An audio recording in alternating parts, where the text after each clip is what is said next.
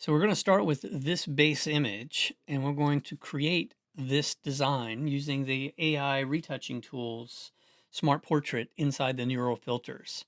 So let's start with this base image. The first thing I want to do is alter the facial expression. The client has told us they don't want such a smiling and happy face. They want a more somber face for this particular ad. I always like to start with Command and Control J to duplicate the layer, so I'm never altering the original. I'm going to go up to Filter, down to Neural Filter, and again, you may need to download Smart Portrait. If you haven't, you're definitely going to need to turn it on because they always come on with them, every one of them toggled off. And we just want to make this as unhappy as possible. Since he's so happy, dragging it all the way to the left is probably just going to make him neutral. Let's see how it works. We're processing it in the cloud.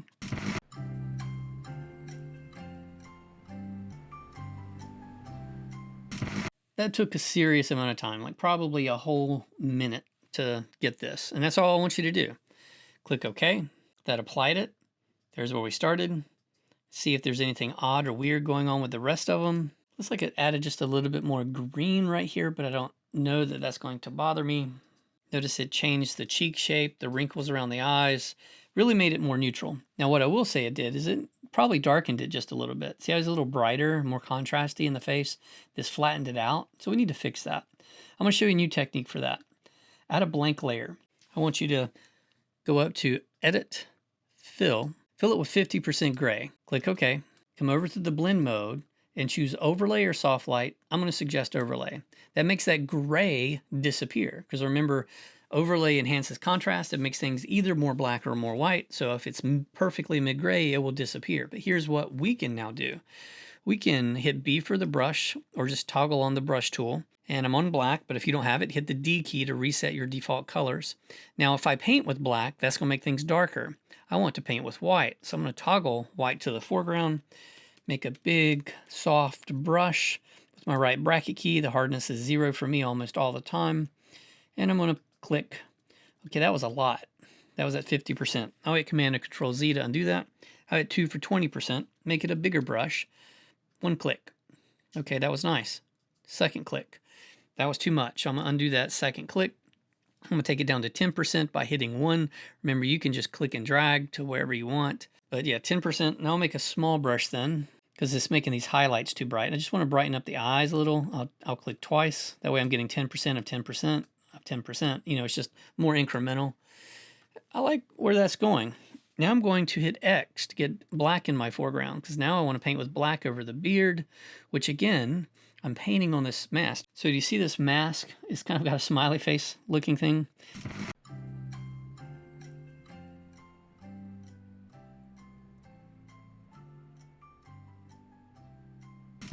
Maybe I want to pull down up here.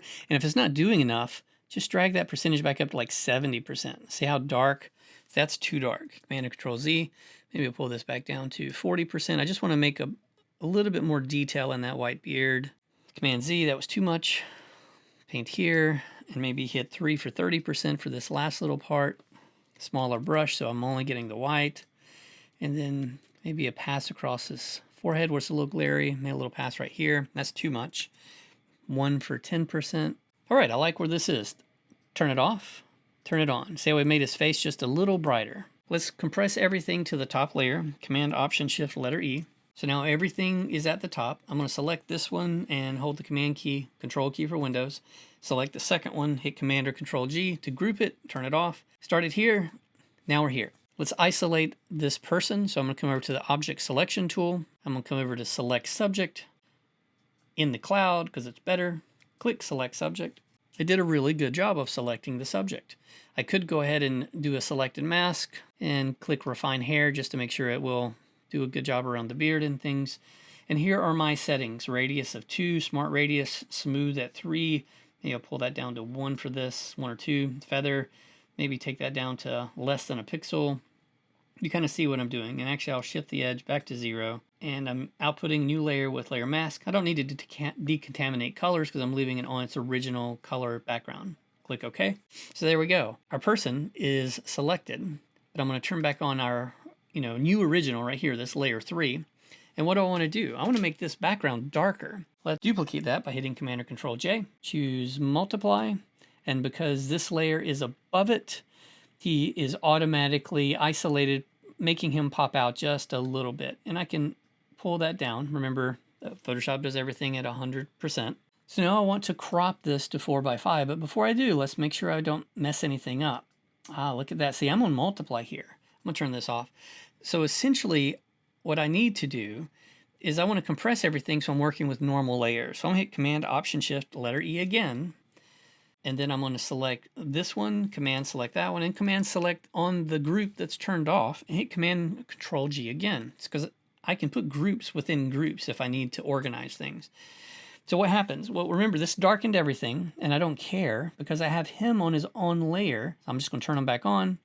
There we go. That's right where we need him to be. So now I want to crop this image to a 4:5. So select the crop tool, select ratio, choose 4:5. You'll see it populate like this. Click inside the image to activate the grid, then click and hold and drag until you see about this much white space above the tree line.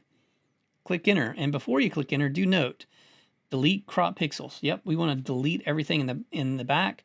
And what are we filling it with? You can, well, there's a lot of options really. You can do content aware fill, you can do generative expand. I'm going to show you an old school technique because you already have seen generative expand in the videos. I'm going to show you another technique. So just leave it as background, which my background is white, right? Hit enter. So if you come and select the rectangular marquee tool and just make a big selection, and remember, where am I? This is essentially just the guy. So I need to be on that background layer. I'm gonna make a big selection almost to his head, but not quite. Hit Command or Control T. That's the free transform. And you can also go to Edit and Transform, free transform to get that. And I'm going to hold the Shift key and I'm just going to stretch that background up. Hit enter, Command D to deselect, and there we go. Now remember, this guy is all by himself. If I turn him off, that's what it really looks like. But because I have him in front on top of the dark background, we're good to go.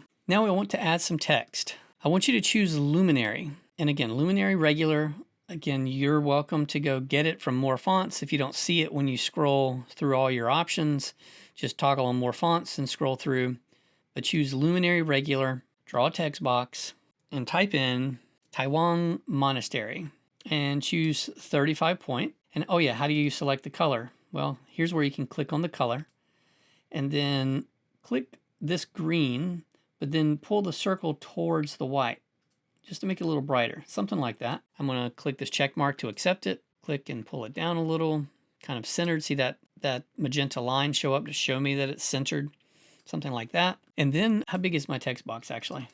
Okay, I need to make that text box a little smaller because I want to put something underneath it. So I'm going to grab the text box.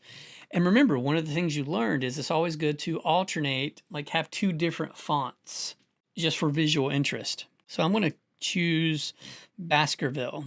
Now look what it's doing. It's trying to alter this because I haven't drawn a new text box yet. So let's draw a new text box and type located in this particular region of India. And it's the largest monastery in India. So highlight it, choose Baskerville. And again, you know how to find it. Regular 16 point is fine.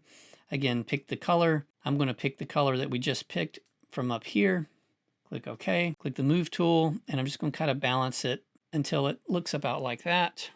And now I'm going to Command or Control click on the second font layer, so that way I have two text layers, allowing me to move them however I want. And again, I want to center. I'm just going to activate that second line with the Move tool, and I'm going to try to push it a little closer, watching this Y right here. I don't want to get too close there. And then I can select them both again, hit Command or Control T, and hold the Alt key just to enlarge it a little from the center.